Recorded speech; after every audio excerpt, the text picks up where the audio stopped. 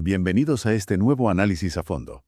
Hoy nos sumergimos en un material fascinante, un comentario exegético muy exhaustivo del capítulo 2 de la Epístola a los Filipenses. El gran reto que plantea este capítulo es cómo un grupo de personas puede alcanzar una unidad real y profunda, no solo, superficial. Y la respuesta que da el apóstol Pablo es radical. Empieza por un cambio de estatus cósmico y termina en las relaciones personales más cotidianas. Totalmente. Es un capítulo que conecta la teología más estratosférica con los pies en la tierra. Nuestra hoja de ruta para hoy será seguir el propio flujo del texto. Empezaremos con esa intensa llamada a la unidad, luego nos detendremos en el ejemplo de Cristo, que es el corazón de todo el argumento, y finalmente veremos cómo se traduce todo esto en la vida práctica y en las historias personales de dos colaboradores de Pablo. El objetivo es desentrañar no solo lo que dice, sino por qué sigue resonando con tanta fuerza. Pues vamos a ello.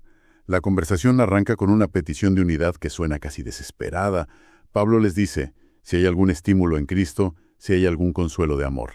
Según la fuente, no está dudando de que tengan esas cosas, más bien las está usando como palanca. ¿No es así? Exactamente.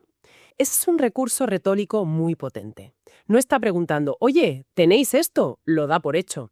Es como decir, puesto que tenéis todo este increíble capital espiritual, estímulo, amor, comunión, hacedme un favor y completad mi alegría.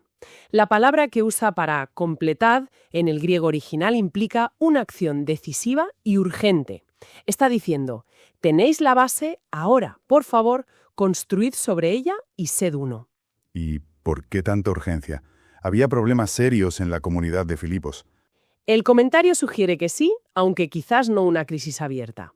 Más adelante, en el capítulo 4, Pablo menciona por su nombre a dos mujeres, Eodia y Síntique, y les ruega que se pongan de acuerdo. Eso nos da una pista, ¿sabes? Ah, claro. Una pista de que había fricciones, desacuerdos. No eran problemas doctrinales graves como en otras iglesias, sino más bien roces personales que estaban minando la unidad. De ahí la insistencia en algo que parece tan básico. Claro. Y no habla de una unidad superficial, de simplemente llevarnos bien. Pide un mismo sentir, un mismo amor, unidos en alma y pensamiento. Vaya, eso es una unidad casi total. Suena increíblemente difícil de lograr. Lo es. La palabra clave ahí es el verbo griego phronein, que es mucho más que pensar. Abarca la mentalidad, la actitud, la disposición emocional, las prioridades. Es una alineación completa de lo que importa. Y Pablo, según nuestro análisis, identifica dos virtudes fundamentales para que eso sea posible: la humildad y la generosidad. Sin ellas, esta unidad es una utopía. Aquí llegamos a una de las frases más desafiantes de todo el texto, considerando cada uno a los demás como superiores a sí mismos. Entiendo la teoría, pero seamos sinceros, esto choca frontalmente con cómo funciona nuestro mundo. En un entorno profesional competitivo, si haces eso, ¿no corres el riesgo de que te pasen por encima? Es una objeción totalmente lógica desde nuestra perspectiva actual, y el análisis de la fuente es muy cuidadoso aquí.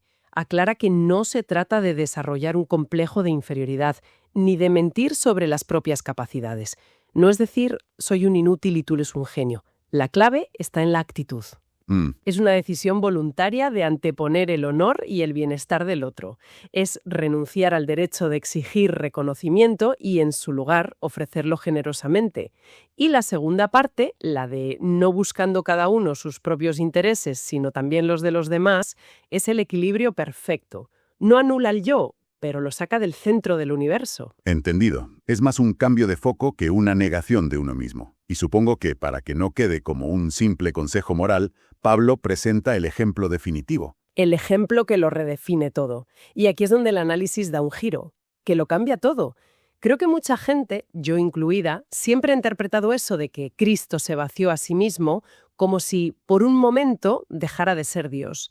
Pero la fuente dice que no, que eso es un error de concepto fundamental, ¿verdad? Sí, es el punto crucial de todo el pasaje. Y la distinción es sutil, pero importantísima. El texto contrapone dos formas, en griego morfé, la forma de Dios y la forma de siervo. La fuente insiste en que morfé no se refiere a la naturaleza interna o la esencia, lo que en griego sería phusis, sino a la manifestación externa, a la gloria visible, a los privilegios que se corresponden con esa naturaleza. Espera. Entonces, el vaciarse no fue dejar de ser Dios, sino dejar de aparentar como Dios, renunciar a los efectos especiales, por así decirlo. Es una analogía fantástica. Exacto. No se despojó de su divinidad, sino de la gloria y la majestad que le correspondían. Renunció a sus prerrogativas. El comentario llega a una conclusión que te deja pensando. Dice que el verdadero milagro de la encarnación no fue la transfiguración, cuando mostró por un instante su gloria a 3 discípulos. El verdadero milagro fue pasar más de 30 años ocultando esa gloria bajo la apariencia de un carpintero de Nazaret. Fue un acto de contención divina inimaginable.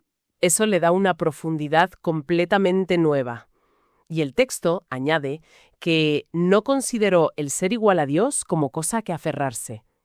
La fuente lo pone en contraste directo con otras 2 figuras clave, Adán y Satanás. Y ese contraste es la clave de Bóveda.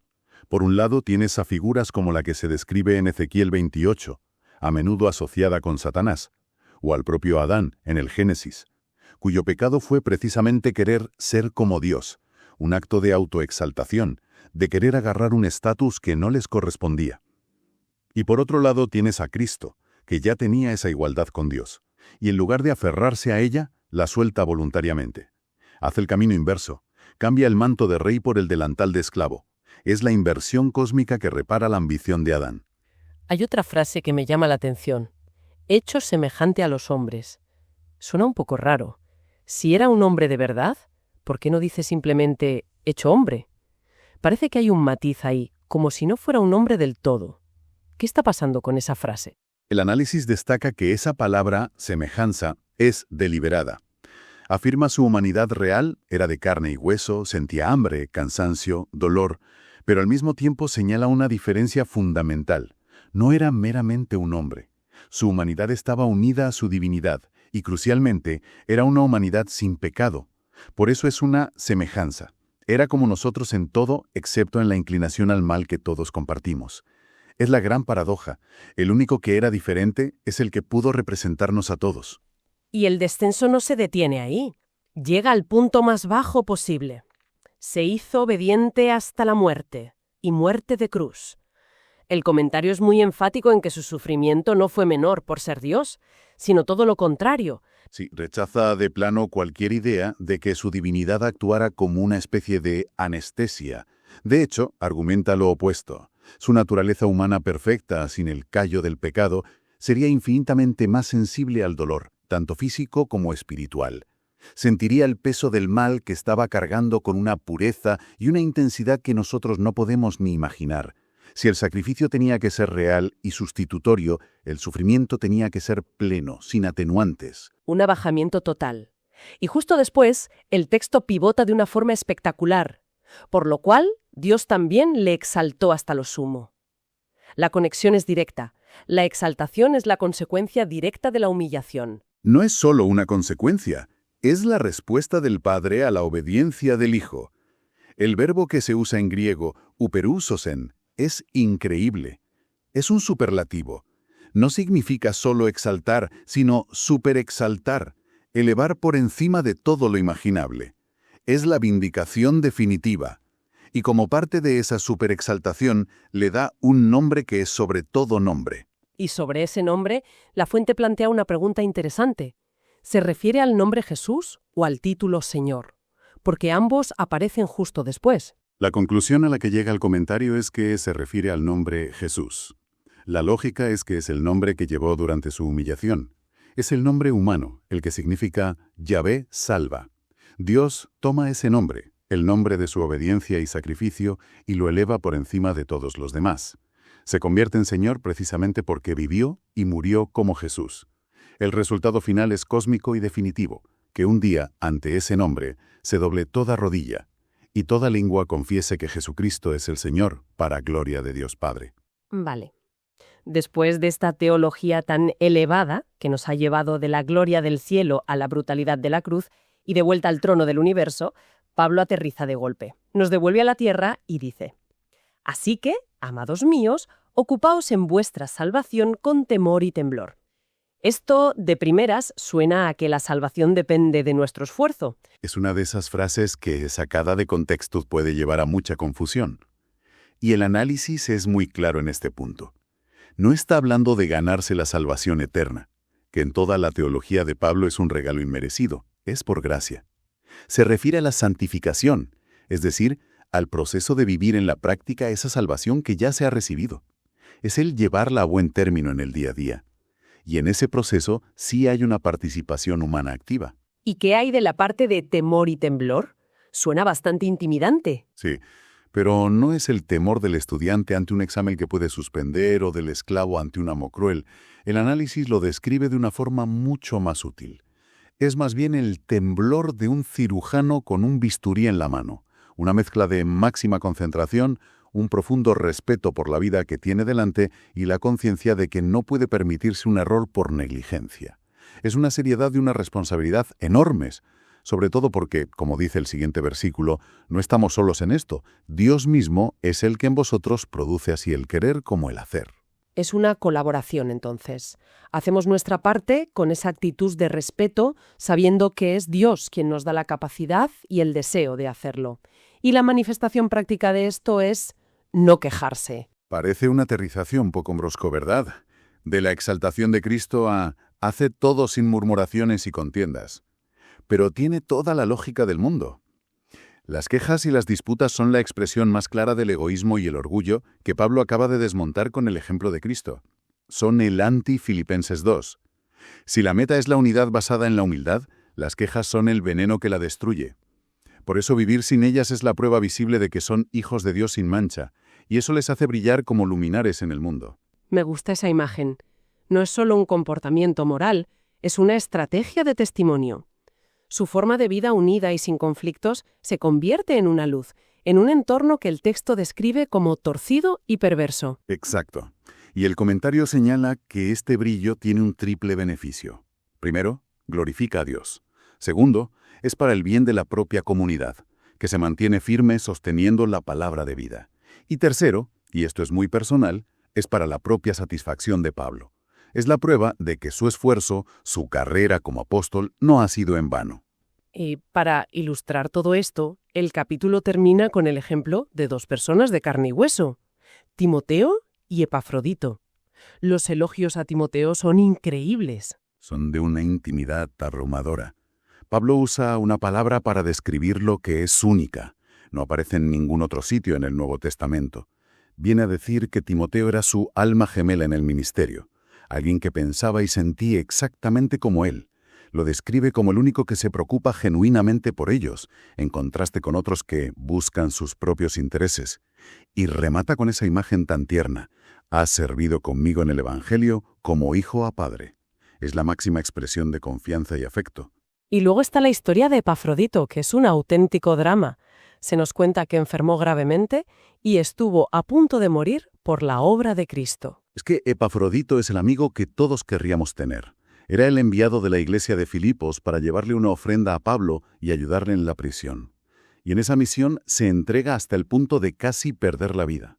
El texto usa un verbo griego muy potente que sugiere que apostó su vida, como un jugador que lo pone todo en una tirada de dados, considerándola de poco valor comparada con el servicio a Cristo y a Pablo. Es el principio de considerar a los demás como superiores, llevado a la práctica hasta sus últimas consecuencias. Y se ve una red de afecto mutuo increíble. Pablo dice que su recuperación le ha librado de tener tristeza sobre tristeza. Y Epafrodito, por su parte, estaba angustiado no por su propia enfermedad, sino porque sabía que en Filipos estaban preocupados por él. Es el altruismo en acción. Cada uno está más preocupado por el sufrimiento del otro que por el propio. Y según el análisis, la insistencia de Pablo en que lo reciban con toda alegría y lo honren es muy significativa. Probablemente había gente en Filipos que podría pensar, ¿y por qué vuelve tan pronto? No ha cumplido su misión. Pablo se adelanta a esa crítica, confirma la gravedad de la enfermedad, Dios tuvo misericordia de él, para legitimar su regreso y a la vez presentarlo como un héroe de la fe. Es increíble el viaje que hemos hecho en solo un capítulo. Empezamos con algo tan práctico como una llamada a no discutir entre nosotros, Y para explicarlo, Pablo nos lleva al centro del cosmos, a la decisión más grande de la historia. Y luego nos trae de vuelta a la historia de dos colaboradores y sus problemas de salud. Esa es la genialidad del pasaje. La teología más sublime no es una pieza de museo para admirar, es el combustible para la vida diaria. La humildad no es un concepto abstracto, es lo que hace que una comunidad no se desintegre por las discusiones. El sacrificio de Cristo no es solo un evento histórico, es el modelo que inspira a alguien como Epafrodito a arriesgar su vida por un amigo. Todo está conectado. Y nos deja con una reflexión final muy potente. El comentario insiste en que la humillación de Cristo fue una elección consciente. Despojarse de la forma, de la manifestación externa de su estatus, no de su ser. Esto lleva a una pregunta casi inevitable. En nuestra vida, en el trabajo, en la familia, ¿a qué formas nos aferramos? ¿A la forma de tener siempre la razón? ¿A la forma del prestigio profesional? ¿A la forma de la autoridad incuestionable? ¿Y qué se podría desbloquear si, a nuestra humilde escala, eligiéramos soltar alguna de esas formas por el bien de la unidad con los demás?